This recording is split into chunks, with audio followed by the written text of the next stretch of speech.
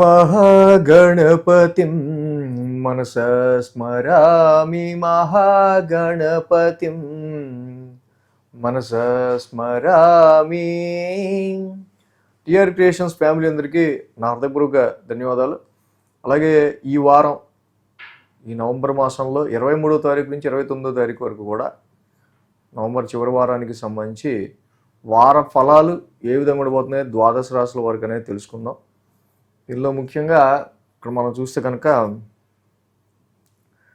Major ట్రాన్సిటల్ changes విషయానికి వస్తే 24వ తారీఖు బుధుడు ఇక్కడ ఆయన అంటే సోమవారం నుంచే రిట్రగ్రేషన్లో వక్రంలో మళ్ళీ తిరిగి తులారాశిలోకి వస్తూ ఉన్నారు.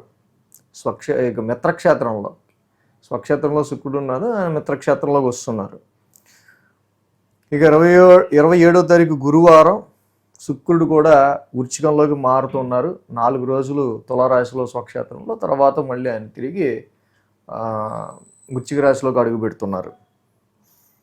అలాగే చంద్రుని యొక్క గమనం కూడా మనం చూస్తే కనుక ధనస్సు, మకరం, కుంభం, మీనం 4 రాశుల మీదుగా చంద్రుని యొక్క గోచారం ఉండటం మనం గమనించవచ్చు. అదేవిధంగా ఇక్కడ మనం చూస్తే కనుక బుధ శుక్రులు ఇద్దరు ఫ్రెండ్స్ కలిసి ఉన్నారు, రవి కుజులు ఇద్దరు ఫ్రెండ్స్ కలిసి ఉన్నారు ట్రాన్సిట్లో. సో ఈ విధమైన గ్రహస్థితులు చంద్రుని యొక్క గమనం ఆధారంగా ఈ యొక్క నవంబర్ మాసం చివరి వారానికి 23వ తారీఖు నుంచి 29వ తారీఖు వరకు కూడా ద్వాదశ రాశుల వారికి సంబంధించి రాశి ఫలితాలు ఏ విధంగా ఉండబోతున్నాయి అనేది మనం ఇప్పుడు చూద్దాం. తులారాశి వాళ్ళకి సంబంధించి చూద్దాం. తులారాశికి సంబంధించి చూస్తే కనుక రాశిలో శుక్రుడు, షష్టమంలో శని, లాభంలో కేతువు 3 గ్రహాల యొక్క అనుకూలత తులారాశి వాళ్ళకి ఇక్కడ కనిపిస్తూ ఉంది. రాశిలో శుక్రుడి యొక్క సంచారం ముందు చాలా వరకు కూడా రాశ్యాధిపతి శుక్రుడు చాలా లాంగ్ రన్ తర్వాత, సంవత్సర కాలం తర్వాత ఆయన సొంత ఇంటిని చూసుకోవడానికి వచ్చాడు. ఎలా ఉంది నా ఇల్లు అని చూస్తే ఎంతకాలం నేను బతికినట్టు బతకలేదురా నాయన, లేదు ఇప్పుడు మంచి చూడు ఎలా తయారవుతాను నేను. సో మంచి స్పెట్స్ పెట్టుకోవాలి, చక్కగా మంచి టక్ చేసుకోవాలి, సో మంచి లుక్తో రెడీ అవ్వాలి. ఇలాంటి కోరికలు, ఇలాంటి యాటిట్యూడ్స్ అన్నీ కూడా తులారాశి వాళ్ళకి ఇప్పుడు పుడుతుంటాయి. బుధుడు కూడా మళ్ళీ రిట్రగ్రేషన్లో రాశిలోకి వచ్చారు. సో కాబట్టి ఇక్కడ జనరల్గా ఈ రాశి వాళ్ళకి సంబంధించి బుధుడి యొక్క ట్రాన్సిట్ రాశిలోకి రావటం, సో ఇక్కడ చాలా వరకు కొన్ని ఏమన్నా మిస్ అయ్యాం మనం కొన్ని ఆపర్చునిటీస్ అనుకున్న వాళ్ళకి బుధుడు ఏదైనా సరే వక్రస్థానంలోకి వచ్చి మళ్ళీ మిత్రక్షేత్రంలోకి రావటం వల్ల మొన్న అప్పుడు రాలేదు, అదేమైందో చెప్పలేదు, ఇప్పుడు మళ్ళీ మన కమ్యూనికేషన్ వచ్చింది, మెయిల్ వచ్చింది అనుకునే విధంగా కొన్ని ఫార్చునేటివ్ సిచ్యువేషన్స్ కూడా, ఫార్చ్యూన్ అంటే అదృష్టానికి సంబంధించిన సిచ్యువేషన్స్, కొన్ని లాంగ్ జర్నీస్కి సంబంధించి కొన్ని స్పిరిచువల్ యాక్టివిటీస్కి సంబంధించిన విషయాల్లో కూడా తులారాశి వాళ్ళకి ఇక్కడ అవకాశాలు కనిపిస్తూ ఉన్నాయి. అలాగే రవి కుజుల యొక్క సంచారం చూస్తుంది. ఇద్దరు కూడా ధనస్థానంలో కూర్చుని ఉన్నారు. వీళ్ళు ఇద్దరు కూడా fiery, aggressive and some rash planets అవటం వాక్ స్థానంలో కూర్చుని ఉన్నారు. కాబట్టి కొంచెం నోటి పూత, అప్పుడప్పుడు నోట్లో మనకి వేడికి సంబంధించి మనకి ఏమైనా తింటుంటే మంట పడుతుంది, కారంగా ఉందంటుంటారు. సో ఇలాంటి చిన్నపాటి సమస్యలు కానీ, మాట్లాడే మాటల్లో ఎక్కువ ఎందుకు అంత పొగరు, ఎందుకు అంత ఈగో అంటుంటారు చూసారా. సో అలా కొంచెం ఈ మాట్లాడే మాటలు ఎక్కువ ఎదుటోటికి హెడ్ కాకుండా ఉంటూ మాట్లాడాల్సిన అవసరం ఈ రాశి వాళ్ళకి ఎక్కువ కనిపిస్తుంది. స్పైసీ ఫుడ్స్ తగ్గించాలి. స్పైసీ ఫుడ్స్ వల్ల కొంచెం ఆరోగ్యం డిస్టర్బెన్స్ అవుతుంది. అలాగే ఈ రాశికి తృతీయం 3, 4, 5 స్థానాల మీదుగా చంద్రుని యొక్క సంచారం ఉంది.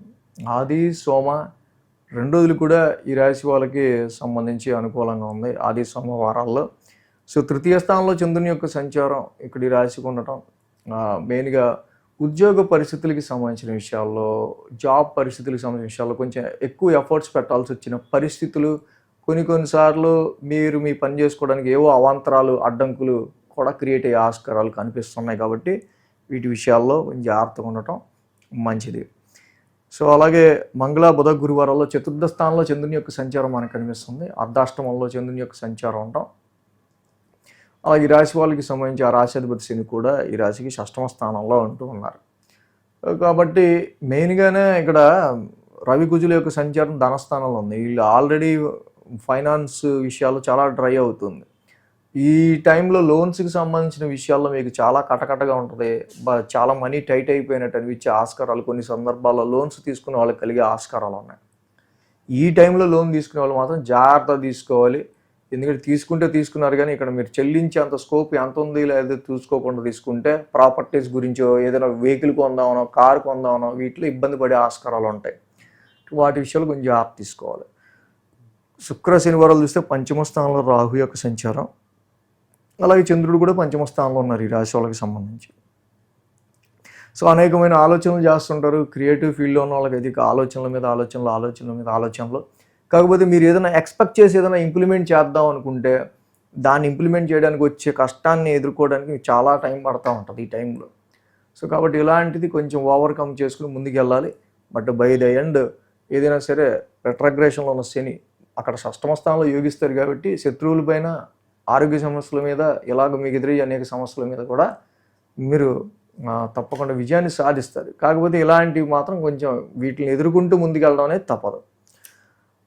కాబట్టి తులారాశి వాళ్ళకి ఇక్కడ మనం చూసినట్టయితే ద్వితీయంలో ఉన్న రవికుజుల ఎఫెక్ట్, ఈ ద్వితీయంలో ఉన్న రవికుజుల వల్లే మనకి ఒక ఫ్యామిలీ పాయింట్ ఆఫ్ వ్యూలో కొన్ని అనవసరమైన ఖర్చులు, అనవసరమైన అంటే హెల్త్ పాయింట్ ఆఫ్ వ్యూలో కావచ్చు, కొన్ని డ్రైగా కొన్ని ఖర్చులు అవటం కావచ్చు, మనీ డ్రైనేజ్. మొన్నే కదరా బాబు ఖర్చు పెట్టాం మళ్ళీ ఇంకోటి ఏంటి అన్నట్టు ఉంటుంది. కొంచెం ర్యాష్ ఖర్చులు, కొన్ని అన్వాంటెడ్ ఖర్చులు ఇలాగా. కాబట్టి ఫైనాన్స్ విషయంలో కొంచెం జాగ్రత్తగా డీల్ చేయడం అనేది ఇక్కడ ఈ రాశి వాళ్ళకి మంచిది.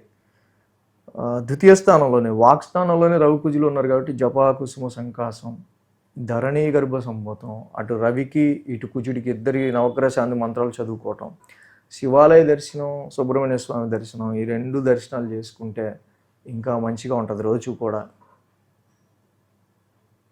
ఈ వీడియో కనుక మీకు నచ్చినట్లయితే లైక్ చేయండి, షేర్ చేయండి. మరిన్ని అప్డేట్స్ కోసం సబ్స్క్రైబ్ చేయడం మాత్రం మర్చిపోకండి.